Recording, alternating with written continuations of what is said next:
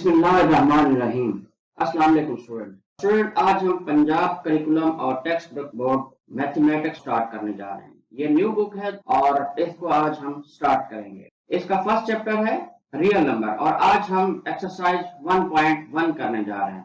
इससे पहले कि हम अपनी एक्सरसाइज की जानिब जाएं, मैं आपको अपने चैनल लर्निंग टैब पे वेलकम करता हूँ। लर्निंग टैब एक फ्री लर्निंग प्लेटफॉर्म है। यहाँ पे आपको मैट्रिक क्लासेस की मैथमेटिक्स और साइंस सब्जेक्ट पढ़ने का मौका मिलेगा। अभी हमने मैथमेटिक्स अपलोड की है और इसके बाद हम केमिस्ट्री और फिजिक्स की जानिब भी जाएंगे इंशाल्लाह। आपको अगर हमारी वीडियो अच्छी लगती है तो आप इसको लाइक करें, दोस्तों में शेयर करें और चैनल को सब्सक्राइब करें। याद रखें बेल आइकन प्रेस करना बिल्कुल भी नहीं भूलें। तो चलते हैं हम अपनी एक्सरसाइज की जानिब। सबसे पहले हम रियल नंबर का थोड़ा सा इंट्रोडक्शन करवाएंगे। इसकी हिस्ट्री क्या है? हिस्ट्री जो है इसकी हजारों साल पुरानी है। ये बहुत पहले अरब ने शुरू की थी। उनमें सबसे पहले जो थे सुमेरियंस थे। ये सुमेरियंस कौन है? ये सुमेरियंस जो थे ये इराक के जनूब में रहने वाले लोग थे। कौन सा टाइम था? ये थे 4500 से 1900 बीसी। बीसी क्या होता है? बीसी होता है बिफोर क्रिश्चियनिटी एरा, यानी हजरत ईसा अलैहिस्सलाम की पैदाइश से जो पहले का वक्त था, पहले का जमाना था, उसको बीसी से डिनोट करते हैं। और अगर आज से हम देखें तो ये तकरीबन 4000 से लेके 6000 साल पहले का जो जमाना था उसको सुमेरियंस का जमाना कहा जाता है। इन्होंने जो नंबर इंट्रोड्यूस करवाया वो 60 बेस थे, यानी सेक्साडेसिमल सिस्टम था काउंटिंग का। ठीक है, कुछ सिंबल यूज करते थे। ये आगे टेबल में लिखे हुए हैं। स्फीयर्स थे, परफोरेटेड स्फीयर थे, ये इनका निजाम था और ये सिस्टम इन्होंने इंट्रोड्यूस करवाया। अब हम देखते हैं इसके पैरेलल में भी कोई और सिस्टम भी चल रहा था। यस, ये इजिप्शियन थे, मिस्री लोग थे। ठीक है, ये कौन सा जमाना था? ये आज से 4000 से 5000 साल का पहले का जमाना था, यानी 3000 से लेके 2000 बीसीई, बिफोर क्रिश्चियनिटी एरा। ये 10 बेस सिस्टम था, यानी इसमें 10 डिजिट यूज करते थे। वो क्या थे 10 डिजिट? 0 से लेके 9 तक जो डिजिट होते हैं ये 10 डिजिट बनते हैं। तो इस 10 नंबर की वजह से इसको कहते हैं डेसिमल सिस्टम। इसके बाद आया रोमन्स। रोमन्स का कौन सा एरा था? 500 बीसी से लेके 500 सीई तक। सीई यानी क्रिश्चियनिटी एरा, हजरत ईसा अलैहिस्सलाम की पैदाइश के बाद का जमाना, उसको हम सीई, इसको कॉमन एरा भी बोलते हैं, क्रिश्चियनिटी एरा भी बोलते हैं, कॉमन एरा भी बोलते हैं। ये क्वेश्चन बन सकता है इसकी ड्यूरेशन क्या थी, कितने साल तक ये रोमन्स का जमाना था? तो आप कह सकते हैं कि रोमन्स का जो न्यूमरल सिस्टम था वो 1000 साल पे मुश्तमिल है। 500 बीसी, 500 पहले हजरत ईसा अलैहिस्सलाम से और हजरत ईसा अलैहिस्सलाम की पैदाइश के बाद भी 500 साल है, तो ये दोनों मिला के 1000 ईयर बनते हैं। Romance numeral represent a number system that was widely used throughout the Europe as a standard writing system until the late Middle Age. Middle Age कौन सा जमाना है? 800 से लेके 800 सी से लेके 1500 तक का जो जमाना है इसको मिडिल एज कहते हैं। ठीक है जी। इसके बाद है इंडियन का जमाना। इंडियन, उस वक्त हम भी इंडिया में शामिल थे। ये कौन सा जमाना है? 500 से लेके 1200 सी, यानी क्रिश्चियनिटी एरा।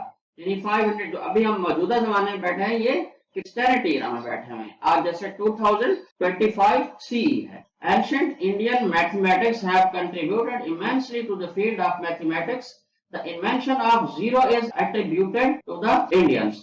इन्होंने जो है ये जीरो का कंसेप्ट दिया है, यानी जीरो की जो इन्वेंशन का क्रेडिट है वो इंडियंस को जाता है।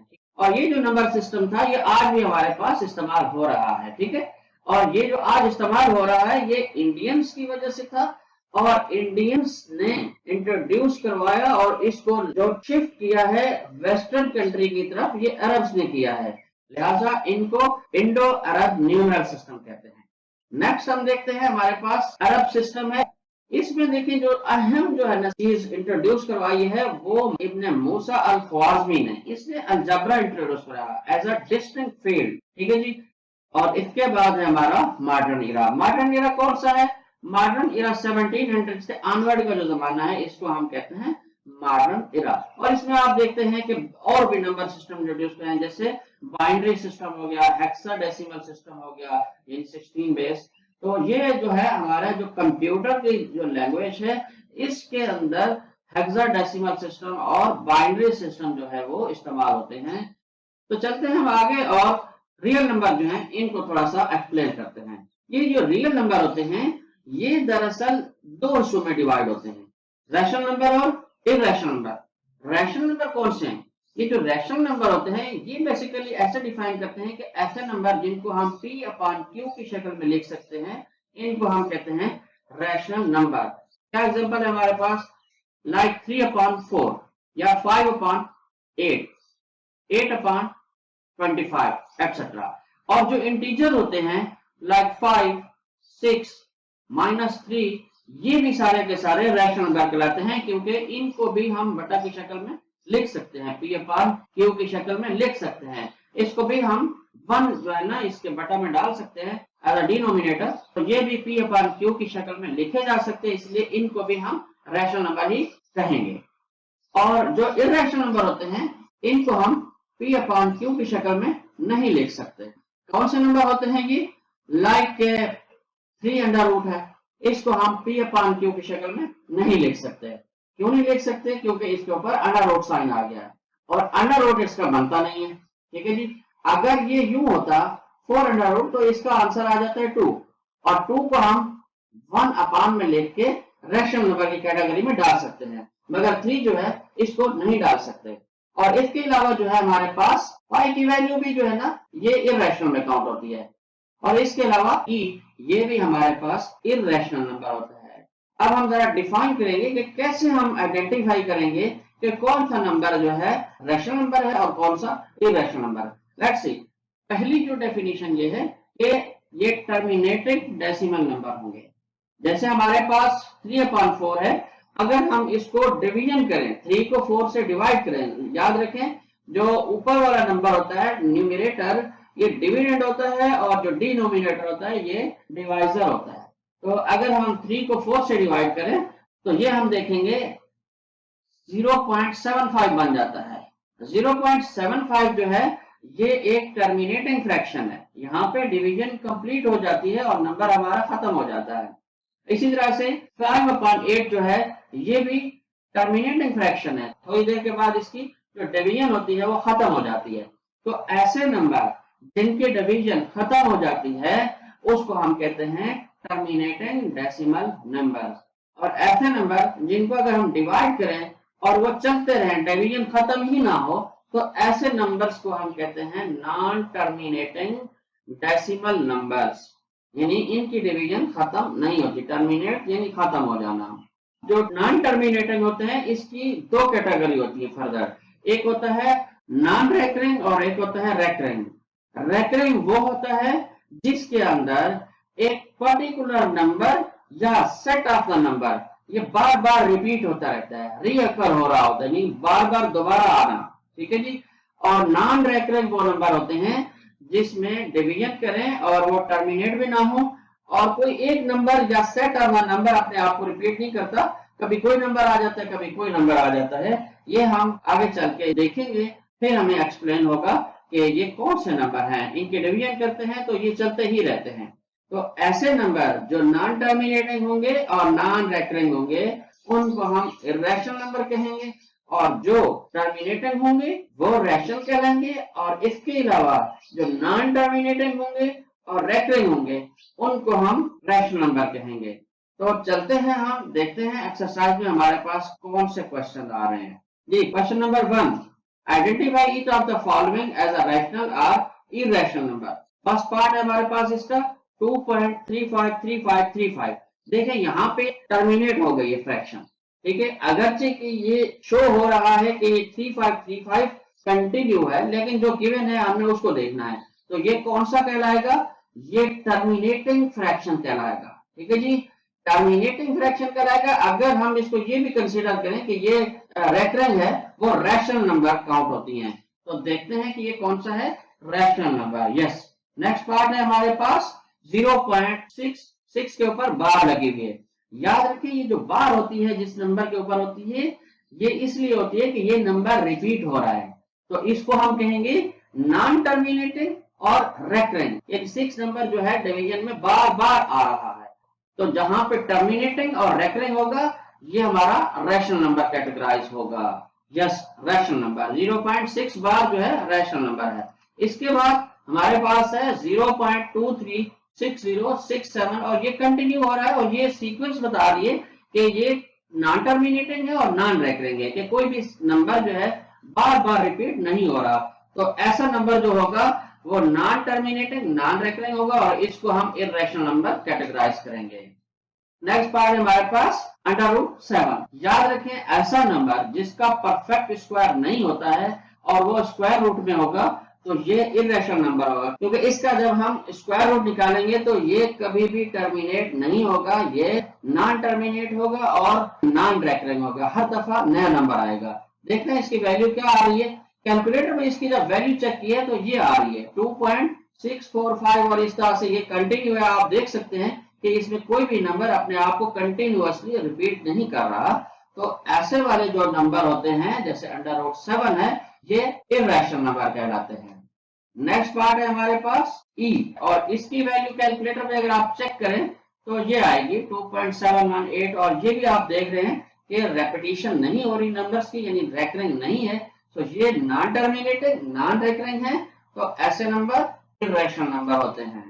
नेक्स्ट पार्ट है हमारे पास पाई की वैल्यू भी जो है कैलकुलेटर पे लिखी होती है। आप इसको देखें तो ये है 3.141। तो आगे इसी तरह से कंटिन्यू है। और एक चीज नोट करें आप कि ये जो हम वैल्यू पुट करते हैं ना कैलकुलेशंस के अंदर, पाई की वैल्यू 3.14 करते हैं, ये अप्रॉक्सीमेट होती है, ठीक है, एग्जैक्ट वैल्यू नहीं होती है। तो लिहाजा पाई जो है ये नॉन टर्मिनेटिंग होगा और नॉन रेकरिंग होगा और ऐसे नंबर जो होते हैं वो इर्रेशनल नंबर होते हैं। नेक्स्ट पार्ट की तरफ चलते हैं। नेक्स्ट पार्ट है हमारे पास 5 + 11√।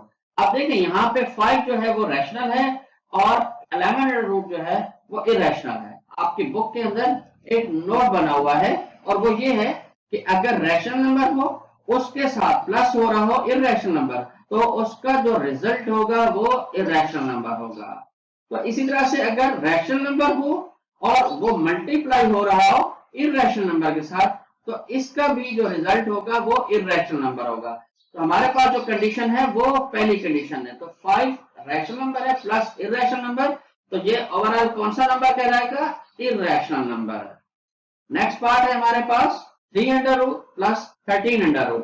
ये दोनों के दोनों इरेशनल हैं, तो ये इरेशनल नंबर कहलाएंगे।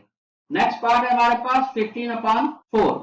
अगर हम 15 को यहाँ पे 4 से डिवाइड करें तो हमारे पास आंसर आएगा 3.75। अब 3.75 जो है ये एक टर्मिनेटिंग फ्रैक्शन है, यानी कि यहाँ पे डिवीजन जो है कंप्लीट हो गई है। तो जहां पे डिवीजन कंप्लीट हो जाए उसको हम कहते हैं टर्मिनेटिंग फ्रैक्शन, और टर्मिनेटिंग फ्रैक्शन जो होते हैं ये रैशनल नंबर कहलाते हैं। नेक्स्ट है हमारे पास 2 - √2 × 2 + √2। देखिए इसके ऊपर अलजेब्रा का एक फार्मूला यूज होता है, a + b × a - b। अगर ऐसा हो जाए तो पहले डिजिट का स्क्वायर हो जाता है माइनस दूसरे डिजिट का स्क्वायर हो जाता है। तो यहाँ पे अगर हम देखें तो ये है हमारे पास 2 - 2√, × 2 + 2√। तो यहाँ पे पहले डिजिट का स्क्वायर करेंगे हम माइनस दूसरे डिजिट का स्क्वायर करेंगे और इसको सिंप्लीफाई करेंगे। यहाँ पे बन जाएगा 4 और यहाँ पे रूट जो है वो स्क्वायर के साथ कैंसल आउट होके 2 बचेगा सिर्फ, और इसका आंसर आएगा 2। और 2 जो है हमारे पास ये इंटीजर है और इंटीजर जो होते हैं ये टर्मिनेटिंग फ्रैक्शन भी कहलाते हैं। और हमने पहले डिफाइन किया जो इंटीजर होते हैं ये रैशनल नंबर होते हैं। तो इस पार्ट का जो आंसर बनेगा वो रैशनल नंबर होगा। अब हम चलते हैं नेक्स्ट क्वेश्चन की जानिब। नेक्स्ट क्वेश्चन है हमारे पास represent each number on the number line. तो सबसे पहले हम नंबर लाइन को डिफाइन करेंगे। तो जैसा कि सामने है ये नंबर लाइन एक लाइन होती है, लाइन यानी जो दोनों साइडों पे एक्सटेंड हो रही हो, स्टॉप ना हो, एरो हेड लगे हुए हैं, यानी ये शो कर रहे हैं कि ये बोथ एंड पे कंटिन्यू है। तो अब इसके ऊपर हम क्या करते हैं, 0 को मार्क कर देते हैं। अब 0 से लेफ्ट साइड पे भी नंबर जाएंगे और राइट साइड पे भी। राइट साइड पे पॉजिटिव इंटीजर्स होंगे और लेफ्ट साइड के ऊपर नेगेटिव इंटीजर्स होंगे, ठीक है जी। इसको हम कहते हैं नंबर लाइन। अब नंबर लाइन के ऊपर इंटीजर तो शो हो रहे हैं। अगर हमें कोई कहे कि 2 किधर है तो हम फौरन बता देंगे कि ये 2 है, और अगर हमें कोई कहे -2 तो हम बता देंगे कि ये सामने है -2। तो इंटीजर जो है नंबर लाइन के ऊपर ये लिखे होते हैं, मगर इनके दरमियान में जो पोर्शन होता है जो कि फ्रैक्शंस होती हैं वो शो नहीं होती हैं। ठीक है जी। तो आज हम यहाँ पे उनको लोकेट करना सीखेंगे। तो हमारे पास है √2। जो हमारे पास रूट वाले नंबर होंगे इनको हम ज्योमेट्री की हेल्प से सॉल्व करेंगे। ज्योमेट्री में आपने देखा होगा पाइथागोरस थ्योरम, ये राइट एंगल ट्राइंगल के कंसर्निंग एक फार्मूला है। क्या है हमारे पास पाइथागोरस थ्योरम? पाइथागोरस थ्योरम है हमारे पास हाइपोटेन्यूस का square is equal to perpendicular का स्क्वायर प्लस बेस का स्क्वायर। ठीक है जी। अब अगर हम इसका स्क्वायर खत्म करना चाहें तो इसको स्क्वायर रूट करना पड़ेगा। तो स्क्वायर रूट करेंगे, लेफ्ट साइड पे जो है स्क्वायर रूट स्क्वायर के साथ कैंसिल आउट हो गया, हाइपोटेन्यूस बच गया और राइट साइड के ऊपर इसके ऊपर स्क्वायर रूट का साइन लग गया। अब यहाँ पे हमारे पास जो वैल्यू आ रही है इसमें हम कैसे देखेंगे कि हमारे पास परपेंडिकुलर क्या है और बेस क्या है। अगर हम परपेंडिकुलर का स्क्वायर 1 रख दें और बेस का स्क्वायर भी 1 रख लें तो ये हमारे पास √2 आ जाएगा। Let's see. यस। अब देखने की बात ये है कि ये तो 1 जो है यहाँ पे स्क्वायर है, लेकिन हमारे पास जो नंबर लाइन के ऊपर वैल्यू है वो तो स्क्वायर नहीं है। तो हम देखेंगे यहाँ पे 1 किसका स्क्वायर है, तो देखते हैं 1 जो है 1 का स्क्वायर है और ये बेस भी इसकी 1 होगी और परपेंडिकुलर भी इसकी वैल्यू 1 आएगी। तो अब हम यहाँ पे नंबर लाइन के ऊपर एक राइट एंगल ट्राइंगल ड्रा करेंगे और उसमें जो वैल्यू रखेंगे परपेंडिकुलर की भी 1 रखेंगे और बेस की भी वैल्यू 1 रखेंगे। Let's see. ये हमने देखे बेस की वैल्यू 1 रख ली है। ठीक है जी। अब इसके ऊपर हम क्या करेंगे, परपेंडिकुलर रखेंगे, उसकी वैल्यू भी 1 रखेंगे। ये जी हमने परपेंडिकुलर रख दिया, इसकी वैल्यू भी 1 रख दी हमने। देखें ये हमने एंगल भी शो किया हुआ है कि that is equal to 90 degree. ये जो होता है ये 90 डिग्री के लिए होता है। ये जो लाइन सेगमेंट है आपस में ये 90 डिग्री पे लगे हुए हैं, जब भी तो ये राइट एंगल ट्राइंगल बनेगी। अब हम इसका मार्क करेंगे हाइपोटेन्यूस और हाइपोटेन्यूस इसका बन जाएगा √2। अब देखें ये हमारे पास √2 की वैल्यू आ गई है। अब यहाँ पे हम क्या करेंगे, कंपास यूज करेंगे। कंपास को हम इक्वल टू हाइपोटेन्यूस रखेंगे और 0 के ऊपर इसको सेंटर रख के हम कंपास को रोटेट करेंगे और कंपास नंबर लाइन को कट करेगी जहां पे ये हमारी वैल्यू आ जाएगी √2। अब देखें ये जो पॉइंट बनेगा ये होगा हमारा √2। उम्मीद है कि ये आपको क्लियर होगा। हम चलते हैं नेक्स्ट क्वेश्चन की जानिब। नेक्स्ट क्वेश्चन है हमारे पास √3। अब देखें यहाँ पे √3 के लिए कौन से 2 स्क्वायर रखे हम। हमारे पास एग्जैक्टली कोई 2 स्क्वायर नहीं है। इसके लिए हमें क्या करना पड़ेगा, √2 का स्क्वायर रखना पड़ेगा प्लस 1 का स्क्वायर रखना पड़ेगा। √2 क्या है हमारे पास, देखिए √2 के लिए हमने प्रीवियस पार्ट में ये एक राइट एंगल ट्राइंगल बनाई थी।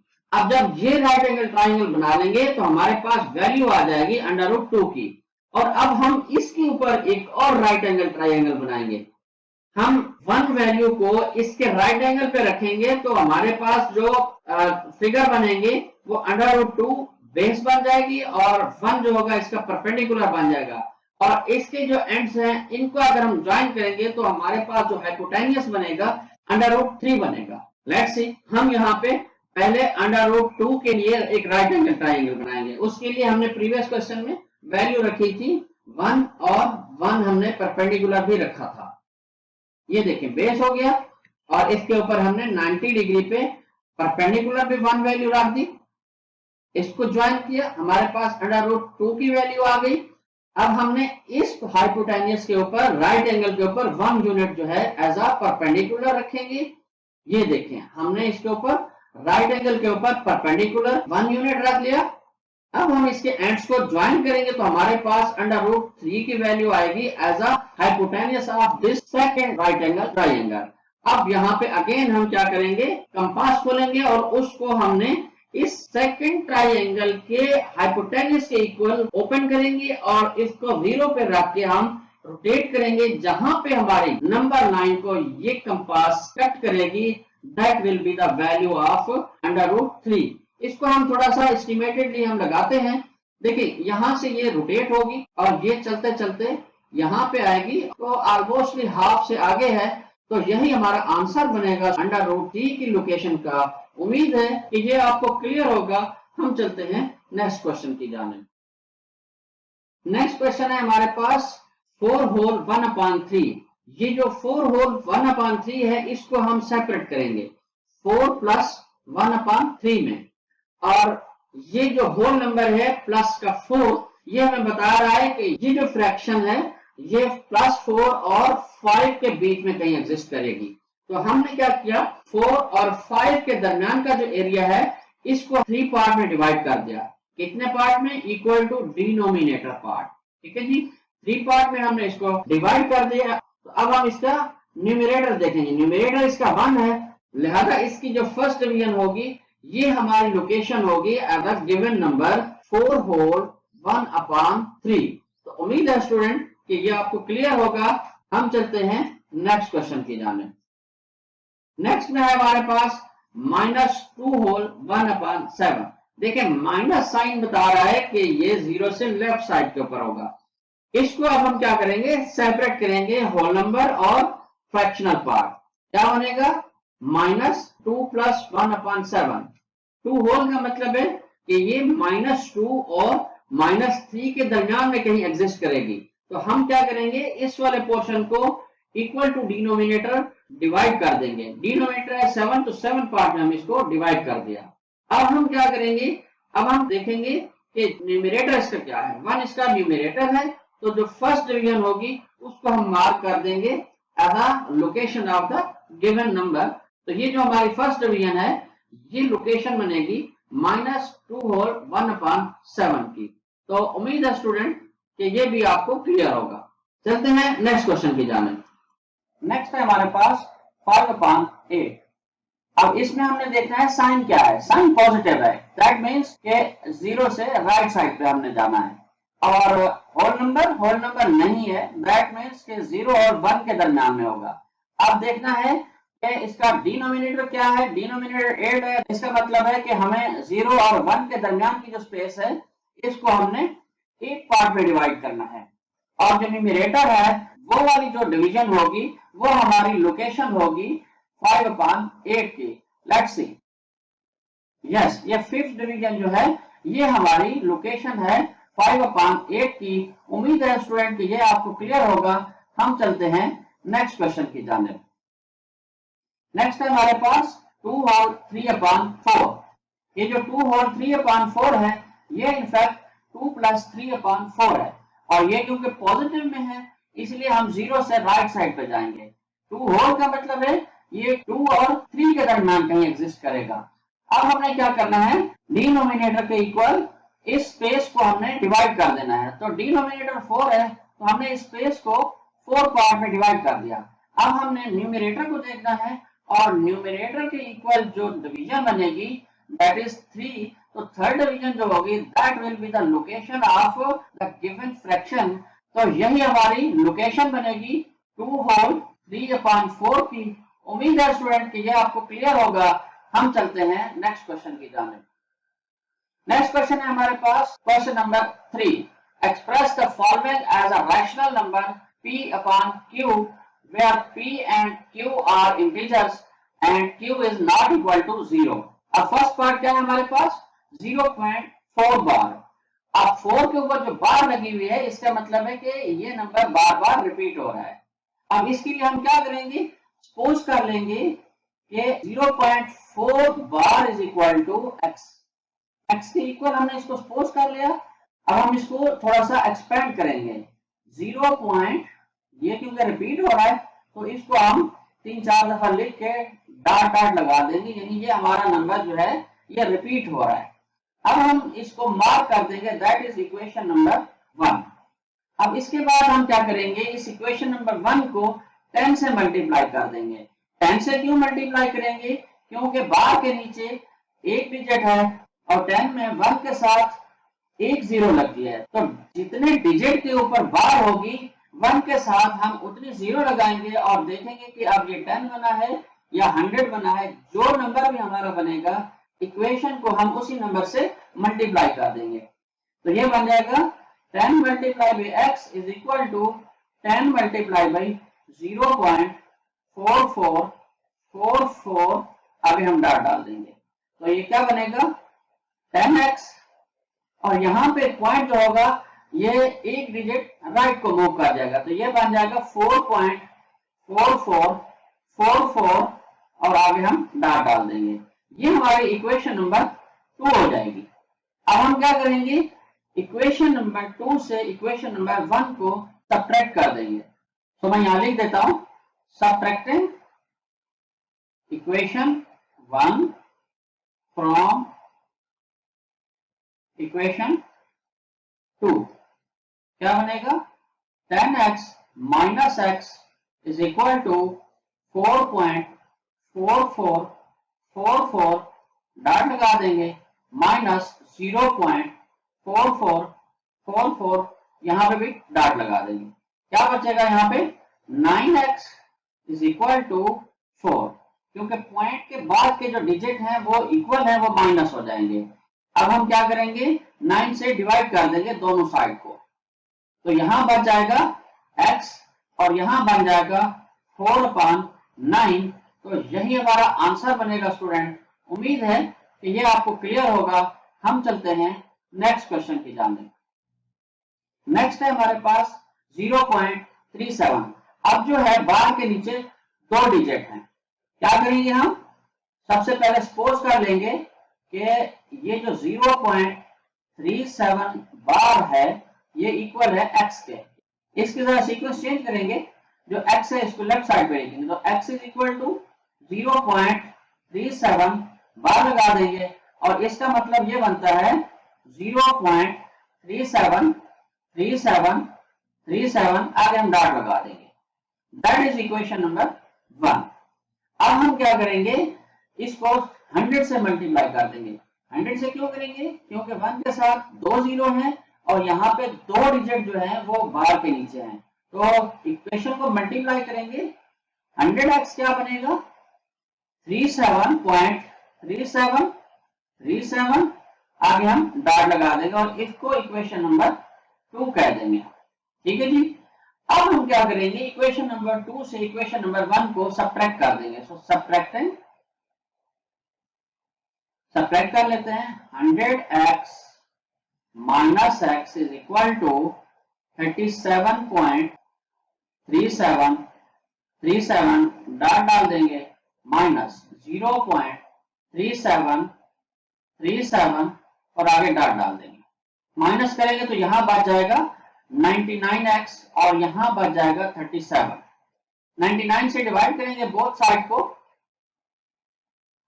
यहां बच जाएगा x, यहां आएगा 37/99। यही हमारा इस क्वेश्चन का आंसर बनेगा स्टूडेंट। उम्मीद है कि यह आपको क्लियर होगा। हम चलते हैं नेक्स्ट क्वेश्चन की जानिब। नेक्स्ट है हमारे पास 0.21। यहां भी जो है बार के नीचे 2 डिजिट हैं, तो हम सबसे पहले क्या करेंगे, सपोज करेंगे let 0.21 bar is equal to x। x को हम लेफ्ट साइड पे शिफ्ट कर देते हैं। x इज इक्वल टू 0.21 बार और इसका मतलब बनता है x इज इक्वल टू 0.2121 और आगे हम डॉट लगा देंगे। इसको हम असाइन कर देंगे इक्वेशन नंबर 1। अब हम क्या करेंगे, इस इक्वेशन नंबर 1 को 100 से मल्टीप्लाई कर देंगे। 100 से क्यों मल्टीप्लाई करेंगे, 100 से इसलिए मल्टीप्लाई करेंगे कि डिजिट जो है बार के नीचे वो 2 हैं और 1 के साथ 2 लगे तो 100 बनता है। सो 100 से मल्टीप्लाई करेंगे इक्वेशन नंबर 1 को, तो ये बनेगा 100 मल्टीप्लाई बाई x, यहां पे भी 100 मल्टीप्लाई बाई 0.2121 और डॉट लगा। क्या बन जाएगा यहाँ पे 100x इज इक्वल टू 21.2121 और आगे डॉट लगा देंगे और इसको असाइन कर देंगे हम इक्वेशन नंबर 2। अब हम क्या करेंगे, सब्ट्रैक्ट करेंगे इक्वेशन नंबर 2 से इक्वेशन नंबर 1। तो मैं यहां लिख देता हूं सब्ट्रैक्टिंग, क्या है हमारे पास 100x है, माइनस करेंगे x is equal to 21.2121 dot लगा देंगे माइनस 0.2121 यहां पे भी डॉट लगा देंगे। अब यहां क्या बचेगा 99x बचेगा, इक्वल टू 21। अब हम क्या करेंगे, 99 से बोथ साइड को डिवाइड कर देंगे, डिवाइडिंग बाई 99। यहां क्या बच जाएगा, x, और यहाँ 21/99, यही हमारा आंसर बनेगा स्टूडेंट। उम्मीद है कि यह आपको क्लियर होगा। तो स्टूडेंट यहाँ पे हम इस वीडियो को रोक रहे हैं। इंशाल्लाह इस एक्सरसाइज के रिमेनिंग क्वेश्चन के लिए बहुत जल्द नई वीडियो के साथ फिर हाजिर होंगे। तब तक के लिए आप अपना ख्याल रखिएगा। अल्लाह हाफिज। और स्टूडेंट्स, वीडियो को लाइक करें, ज़्यादा से ज़्यादा शेयर करें, चैनल को सब्सक्राइब करें और बेल आइकॉन प्रेस करना मत भूलें। Thank you very much.